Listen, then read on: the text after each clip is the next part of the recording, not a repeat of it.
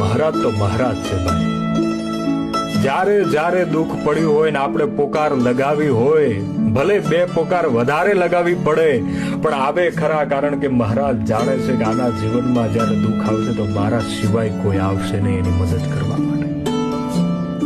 અરે કદાચ ગમે તેટલા ખરાબ કામ કર્યા હોય, ખરાબ કર્મ કર્યા હોય, પણ જ્યારે આપણે પોકાર લગાવી હોય કે હે ગોગા મહારાજ તમારા મદદની જરૂરત છે, તો મહારાજ આવે છે ખરા.